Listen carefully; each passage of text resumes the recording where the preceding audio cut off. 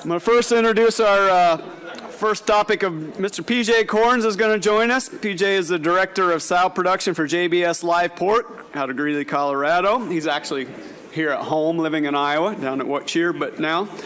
Responsible for nearly 240,000 sows, boar studs, and gilt development across units in the Midwest. PJ has spent his entire career foraging world-class results with every step from managing large sow units in North Carolina to working internationally with PIC and his own consultancy firm where his involvement in well over 2 million sows was driven by delivering results based upon proven protocols, system maximization, people development, and biosecurity implementation execution. PJ joined JBS in his current role in September of 21.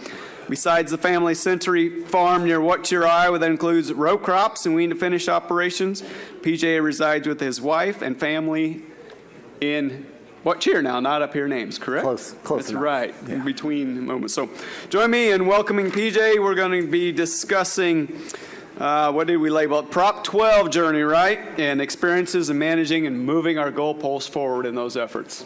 Perfect, thank you.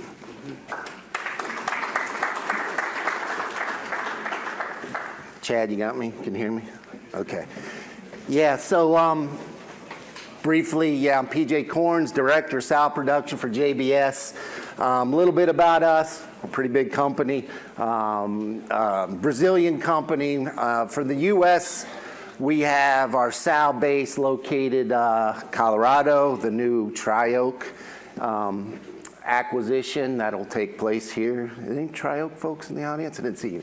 Okay, so the Tri-Oak operation, Colorado, through Delhart, Texas, up through Arkansas, Little Rock in that area, and through Missouri and Iowa is our sow base with some in Illinois. Large company, have also companies down in Brazil, Sierra Group that we work closely with, about 240,000 sows, same as us here in the U.S. We've got the UK group, the Pilgrims group, that would be the old BQP outdoor production, and the Rivalet group down in Australia, about 40,000 sows. So some really cool things happening down there with some kind of revolutionizing that business down there.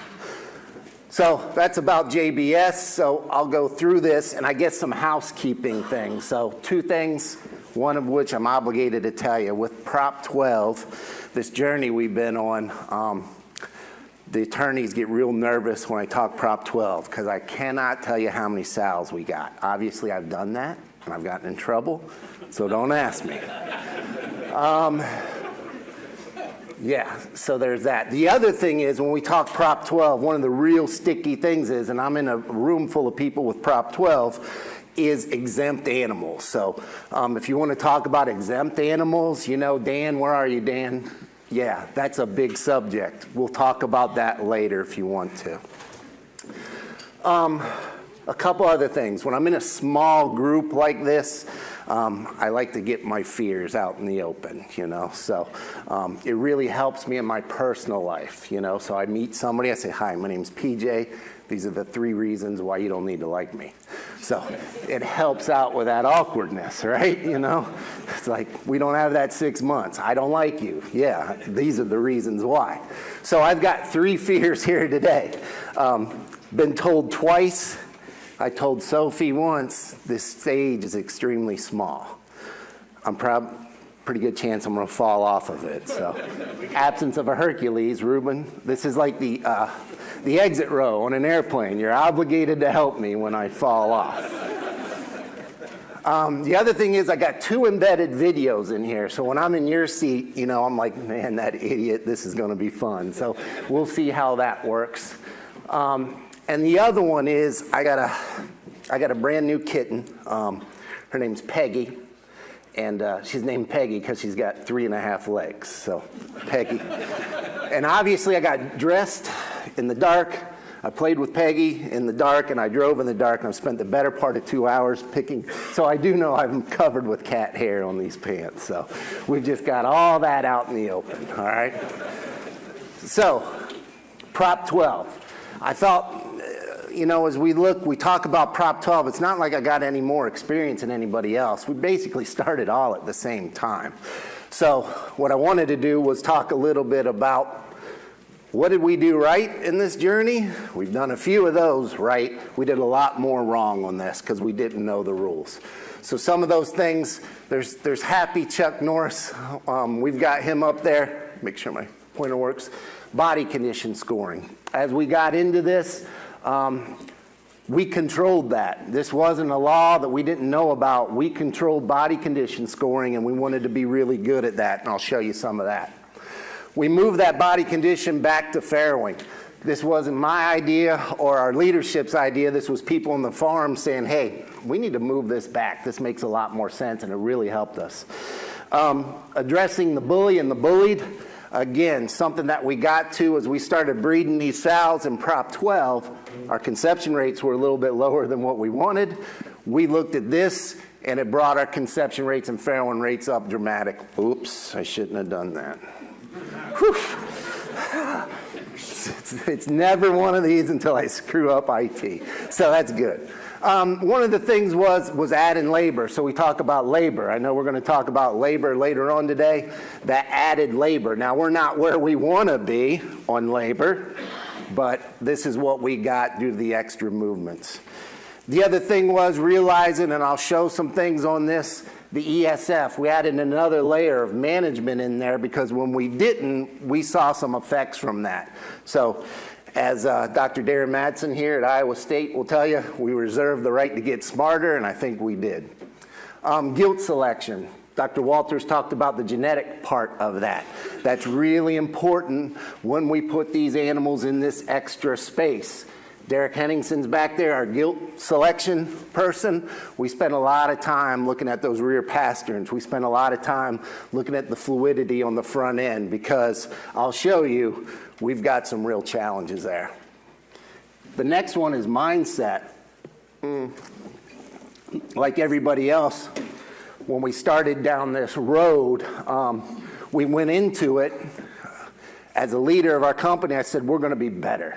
And I said that because I didn't know what the hell I was doing. So I just said, we're going to get better. And we did. So it was our mindset that leave the noise to me. Let's execute what we know how to do. Let's find sows in heat. That's day one pig care. That's gilt management. And again, more about body condition there. So what did we screw up? I tried to limit this list down to the other ones.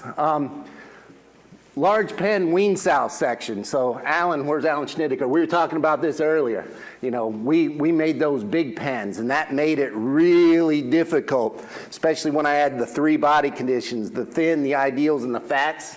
In the same wean sow section, that wasn't good. We learned that. Our repops, so building new farms, we didn't do a whole lot of time thinking about when we put a bunch of gilts into a new farm because we want to keep about 3 to 4 times the breed group. How do those gilts react in ESF? Put them in and we're like, oh man, we didn't think about this. We do now. 24 square foot pop-up pens, right? Prop 12 is 24 square feet. So our thought was, well, if we got an injured animal, we'll put them in these pens. That was a bad decision looking at it. We'll talk a little bit about that. I caught one of our contract farms. At JBS, we're about 60-40, 60% contract, 40% owned. We have some contract farms under Prop 12, and I asked the grower, I'm like, Sophie, Sean Besson, I'm like, hey, what are one of the things that we did that you would change? He's like, you're giving me too much paperwork. We know that. And it's actually one piece of paper, but it is what it is. Then this one, way too much trust in California Department of Food and Agriculture. So I think the term is deja vu, right? Deja vu is, what is the definition? You've seen it. You've seen something or heard something before in the past. Glitch in the matrix. I'm firmly convinced that CDFA has Vuja Day, the strange feeling that they've never seen us before or talked about something in the past. And I'll talk about 2 of those. And overthinking some aspects. We'll look at those. We talked, Alan, about measuring pens. As we got into that, I think we overthought that. There's disappointing Chuck Norris. So we talk about body condition. We do know in Prop 12, you have to have good animals going into farrowing, going through gestation. A heavy sow, specifically a thin sow, going into Prop 12, we know that's not a good mix. And like everybody, you know, we look at this 30, 60, 90, we look at every sow and how those fall into this chart, into these. We look at this, and this is pretty cool. This is 53,000 sows where they've done a really good job. Again, 1, 2, 3, 2's ideal, 1's thin, 3's fat. But an evolution of getting better at this, and you can see in these charts, I'm sorry, I'm doing a terrible job here. These are the same sows going through gestation, so you can see the evolution of these sows, 84% going into farrowing. I think PIC will tell us we want that 90%, we're close. But what really starts here, especially in Prop 12, is we get that consistency. Now these sows are coming out, so now we've got repetition. And this took us better part of a year and a half. We're there now, and Dan, you know, we can tweak it really easy now when we got them coming in. And again, what we know, PIC has told us this for years. I said it when I was there. You got 80 to 90% going into farrowing, you got good things happening. So we go with that.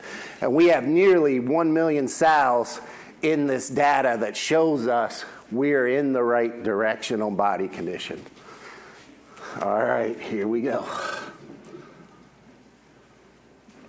Talk about management of wean sows into free access. And body condition. We talked about breeding condition. One of our key points was moving this back to farrowing so we can move those into free access by body condition. This was really a key point for us. And the caliper method. For this purpose, I'll show both. So the hand method, we are going to check first step. We do two ways. Hand method, and we also use a caliper. Garmin caliper. This sow's a condition score 2. This came in from 90 days. So, really good condition sow. You can look good underline. She's going to wean 14 pigs on water, on feed. Really good sow. Had 17 pigs. So, feeling her ribs. The teaching tool is, I can feel in this sow the first rib barely hit the second. She's got good cover on the H-bone, good cover on the pin bone. She's an ideal condition sow. Kept her condition. Obviously, good pig, good eating. The next way to body condition is with the caliper. So it follows the same methodology. Thin, ideal fat. And for teaching purposes, feel for that last rib, there it is. And for teaching, I put this line so we can see where to put the caliper. So I put this on her, get mine. And you can see perfect, ideal sow, perfect condition, body condition score 2. I will mark her in blue up by her neck.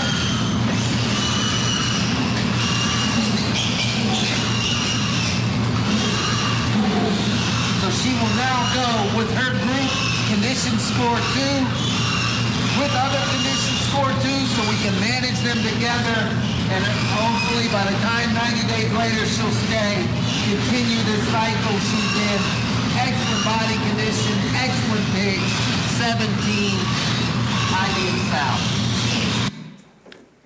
Oops, sorry about all that background noise. But again, this was one of those key things where our first couple groups came through. We preg checked at 86, 88%. So this isn't right. We got to do some things here. So this was one of the key elements to getting us well above 90. And again, this is that 53,000 sow system that she came in at 2. She's coming out at 2. That girl's going to have a lot of pigs for us. She knows Prop 12. We're built for speed there.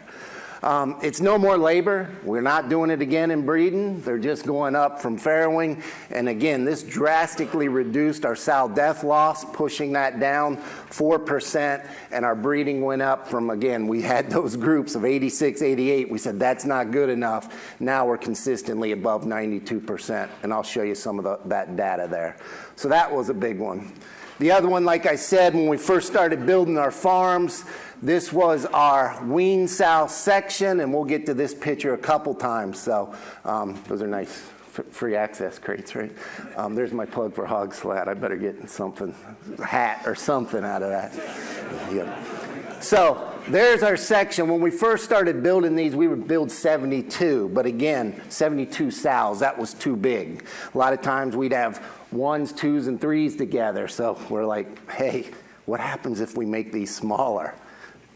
Better things happen. So we've gone to this. This is actually a screenshot from our Branches farm from yesterday. So we went in, cut these off. Now we have crates of either 30 or 40. And again, it's dramatically helped us because now we're managing that population of 1s, the population of 2s and 3s. Again, one of those things we didn't think about. Dr. Knox talked about boar exposure.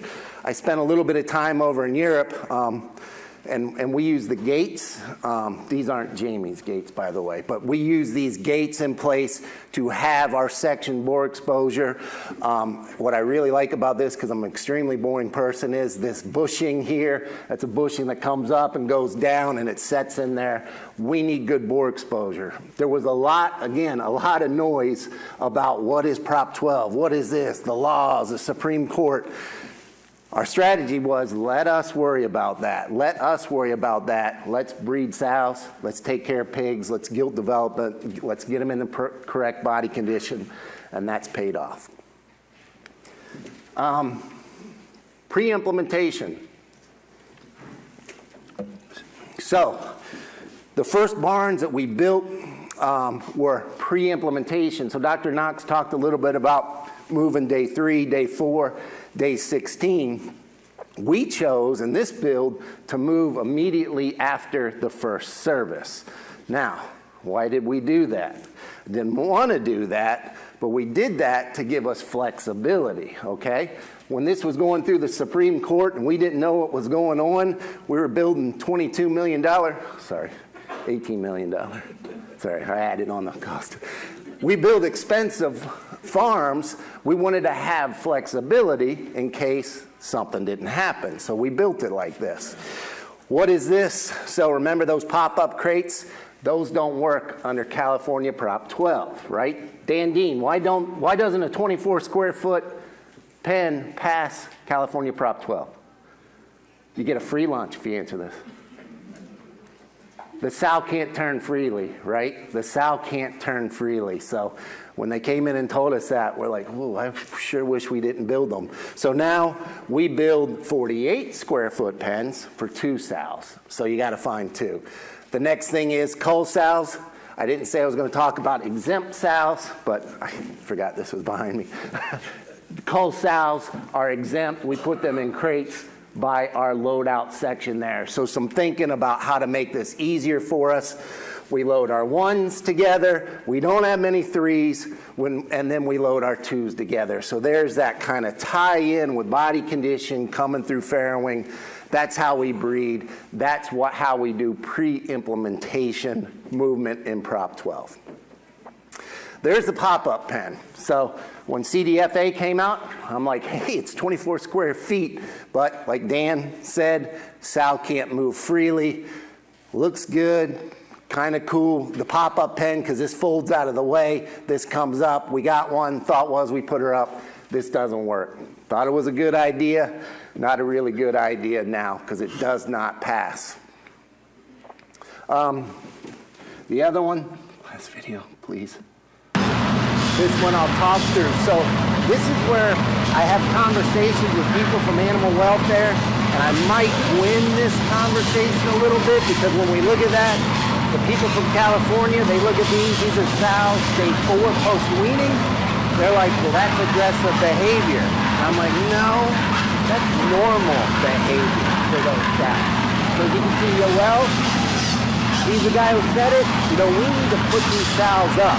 And we can put them up for, well, crap. Anyway, you know, we can put those sows up, but he also said, this gentleman said, why don't we put the sow that's bullying up also? So we're like, man, that sounds like a good idea. The second we did that, our conception rates and farrowing rates went up 7%. So some of these, it's pretty cool to see this actually. You know, you've got these bully sows that go up there. And where's Matthew Road? I know we've talked about this before. You know, it's kind of cool to see those sows go up because you go up and you're like, I like to say to that sow, what are you doing? You know, get a hold of yourself. You know, and some of those you can walk back out, they'll be fine. Others take some time. But this was really a big deal to us. But this takes some real stockmanship. So with our turnover, we got to make sure we are teaching these people how to identify this and how to act upon it. And this was really a big deal for us. We have an orange card system that is our vet exemption, tells us that animal, even though she might be up for maybe an hour, she is under vet exemption at that time. And for the rules, a lot of people know this in the room, it's no more than 6 hours in any given day, no more than 24 hours in a 30-day period. So we have got to watch this. We talked about ESF management. This is one of those things that as we got into it, we said, you know, if we specialize this labor here, I'm watching. If we specialize this labor here, we get the benefit out of it.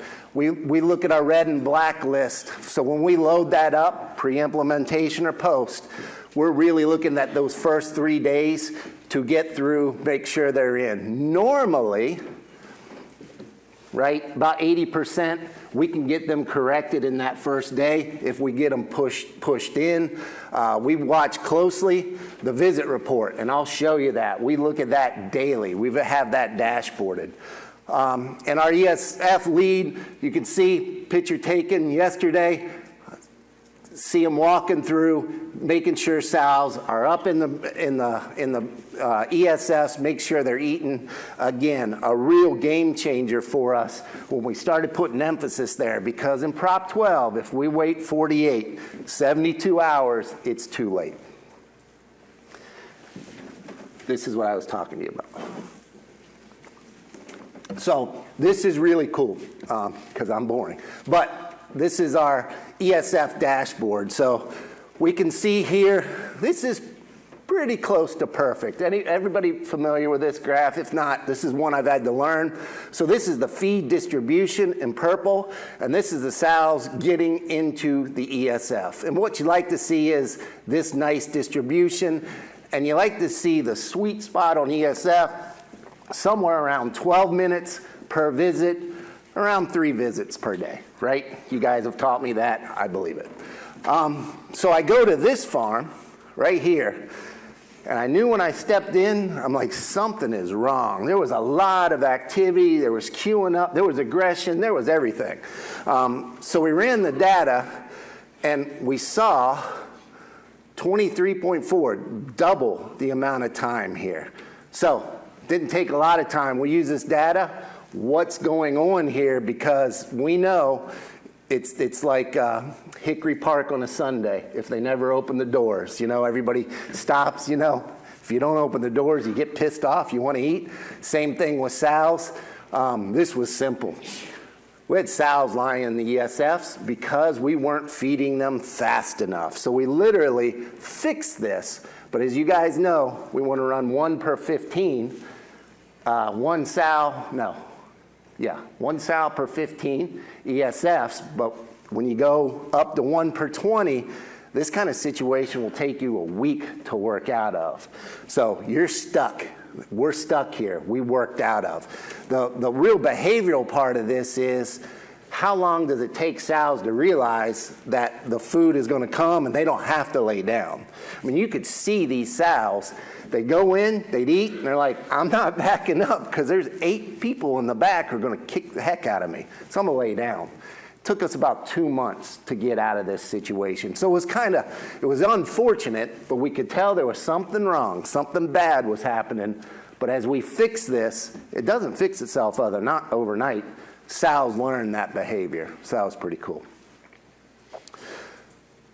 We talk about sow death loss. This is sow death loss by OPG, so our open pen versus Prop 12. This is the percentage of our death loss, and you can see, goes to Dr. Walter's point, the green is Prop 12. Some of these are brand new farms. Some of these are gilts, P1s, P2s. We knew something wasn't right there. We had to act. So that's where Derek comes in. We look at rear legs.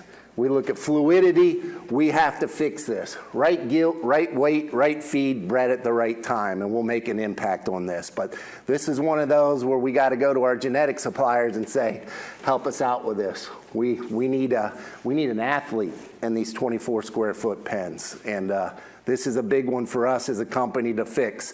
These other things are just noise. We have to fix this. I should have put this on as one of those things that we kind of got right. So this is the farm of the future. We're obviously not building that now, but how would we build the Prop 12 farm with flexibility, with the human part of that, making it easy for us and the people.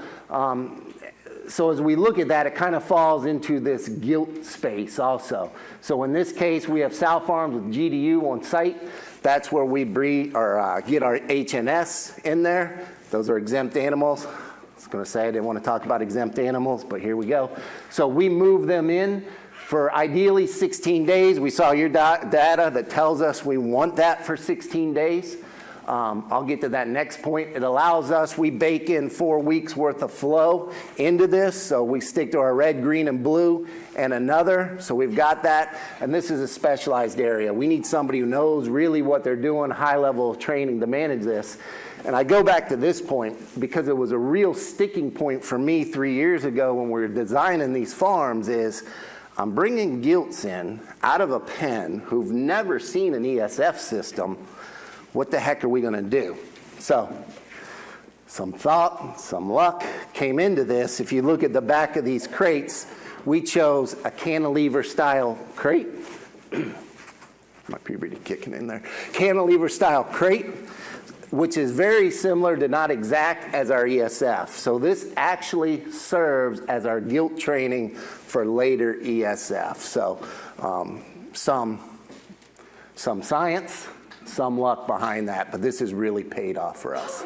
And this is our new build. This is Jamie Royal at Hogslat. I wanted this under one roof, and he's like, PJ, you can't do that. So anyway, can't do that. Anyway, that's a pretty neat farm there. Mindset. I can honestly say, and Sophie, our business analyst, is here. Let us handle the noise. You guys go out and do what we know we do good. Every one of our Prop 12, and this is, Eric, this is not every one of our farms. Don't have a calculator out, okay? You can see the number of farms. We're not where we want to be. Obviously, we've got some farms tailing off here. It might be health.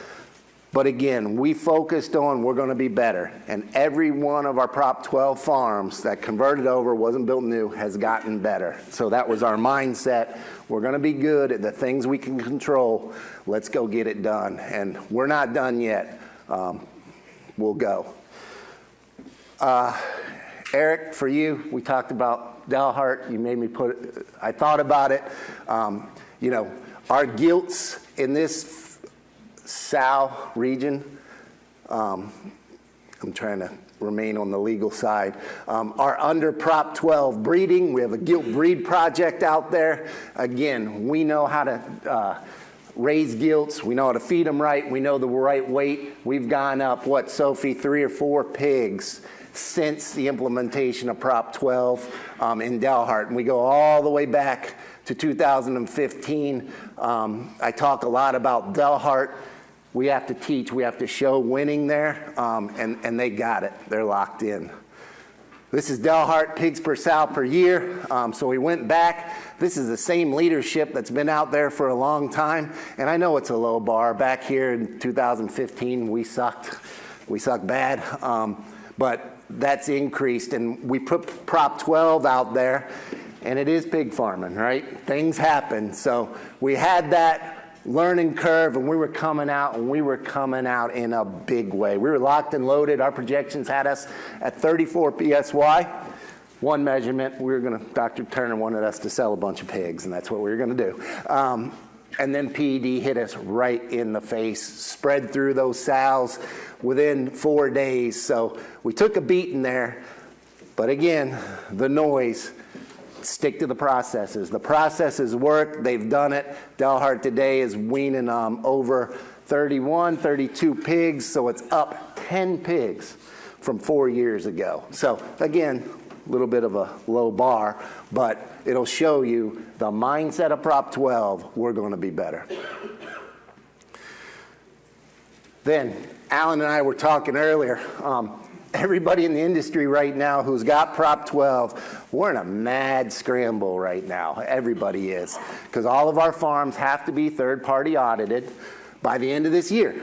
So we just started 6 weeks ago and was at this farm. This little arrow here is what kind of mobilized our industry, because I was sitting there and I watched the gentleman from the third-party auditor measure the pens, and I'm like, hey, what are you doing? And he's like, I'm measuring your pen. And I'm like, no, that's not how you're supposed to do it. And he's like, I've been doing this for a week. I know how to do it. So I'm like, oh man, that's not where we were shown where to measure. We were shown to measure at the top of the, I could have easily walked up, at the top of the angle iron. So that doesn't seem like much, but I'm gonna put my Florida public school to work here. You know, that's a 1/2 inch rebar, and if we got 4 sides to that, that's a 1/4 inch. That's 1 inch of space that we lost in these pens. So again, fear swept over our company, and I know some others who we work with, that this is fundamentally different than we were looking at. So what that happened was, the last 3 weeks, hundreds of thousands of hours have been spent measuring pens, making sure we're right, and now we know exactly how many go up. Where I think we overthink this is, if anybody's ever measured a pen, I measured this pen for an entire day, stanchion barn, and if you've got 2 sows chewing on your arm, 1 chewing the tape, you got about 4 inches of play. I think we overthought this, and so far we've passed all of our audits. But with our group that we work with of folks in Prop 12, when I said, hey, they're measuring that inside, we started to panic immediately, because we went from 24.1 square feet to 23.9 square feet. So, yeah, so that's one of those moving things. And we asked them, this came directly from the CDFA. We said, hey, they're not measuring how you showed us to measure. And they said, well, that's how we're measuring moving forward. And I'm like, well, we kind of built some farms around that. Boujade again. I'm like, hey, I'm PJ, remember me? Like, I don't know who the hell you are. The opens in OPG,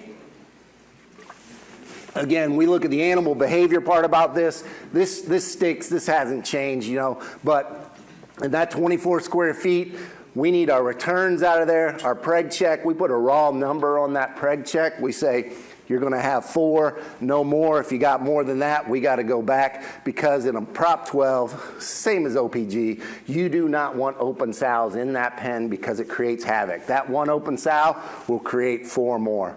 And again, we look closely at this behavior. You can see this. That's really nice behavior there. So that third-party certification, again, anybody who's familiar with Prop 12 knows we're sprinting. We're sprinting to the end of December to get this done. We must be done by 23. We use a company called Validus. And like I said, some of these folks, they're in the same spot we're in. They were waiting for the Supreme Court to say what was going on. Now it happened. They got a bunch of people to get in and trained up. Those moving goalposts, I talked about the pen measuring. Literally, the amount of time that we've spent doing that is crazy.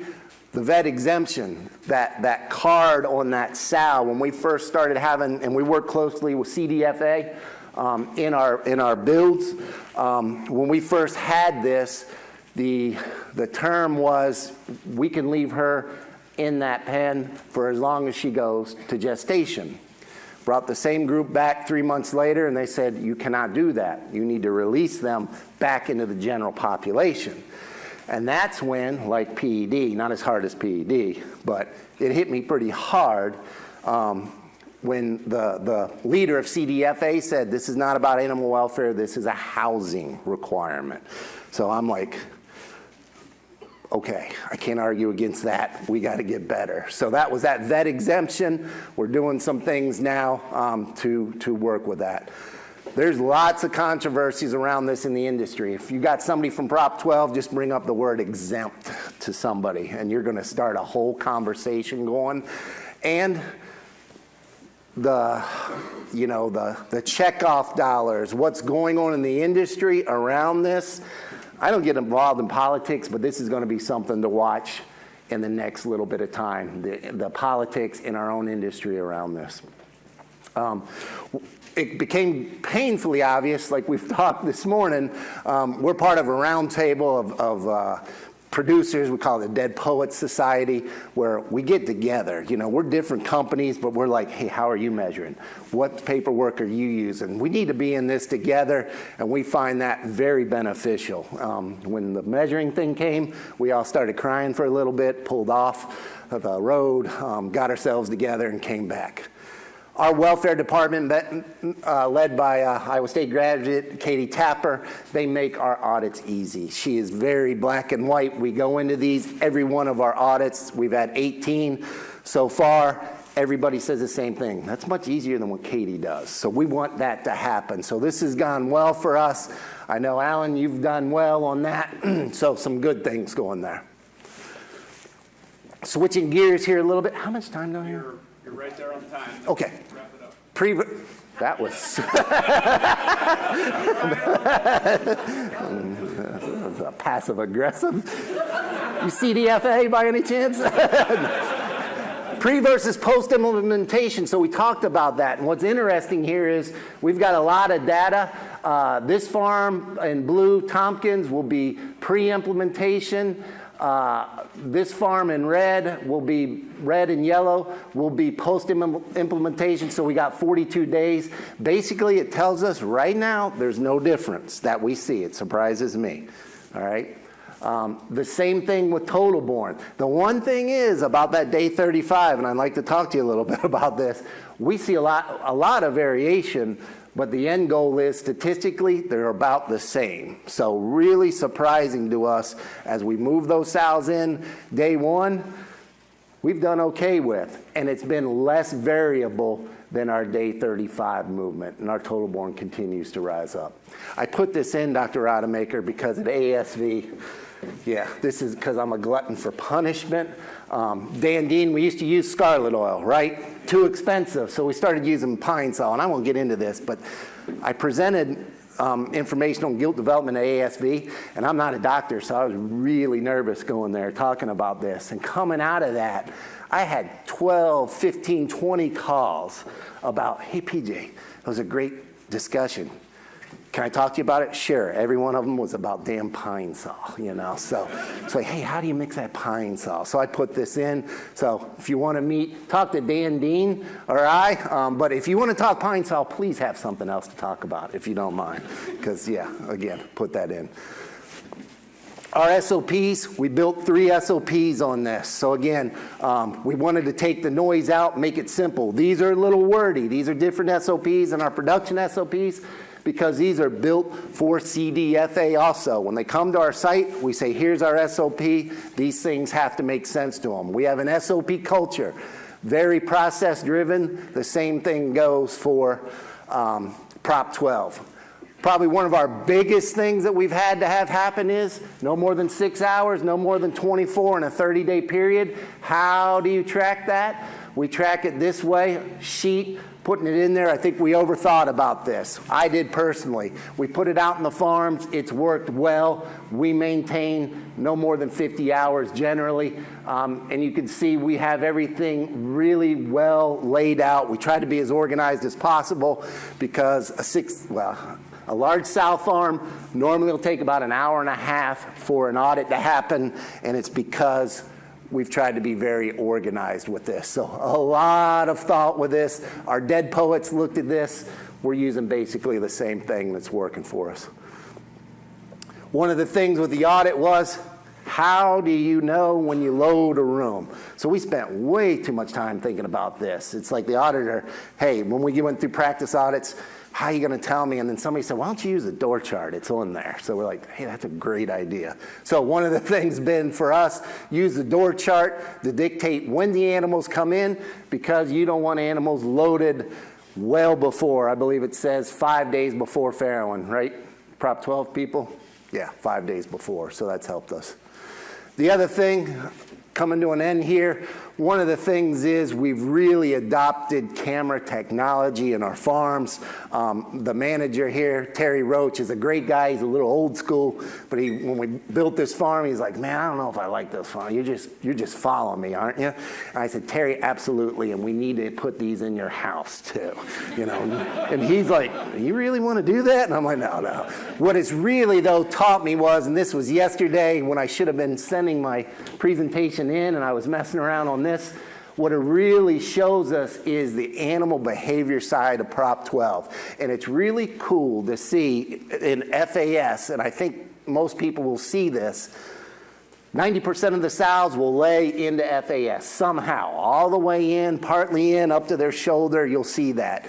Gilts, it's really cool. In that 4 week worth of flow we got, 90% still lay with themselves because they still have that social structure, and it takes a while for them to get out of that. So that's been something, as I look at this, spending way too much time. This has taught us a lot about behavior, and I can also see really quickly, besides the dashboarding, if we've got problems, because we've literally got hours to fix this. You can't go days. The next thing, I spent a little bit of time over in Europe, and as I look at our design versus some of the European, I think as an industry, the things that we got to look at are the enrichment side of things. Are there some better things we can do?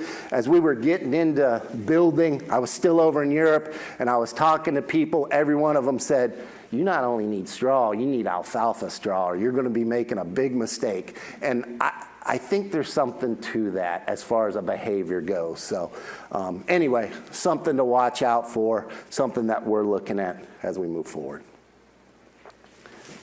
I think that's it. In lieu of time, we're not going to be able to take some questions, okay? I'm okay with that. And if you do address him afterwards, remember, it cannot be about the masking effects of pine saw solely, all right? So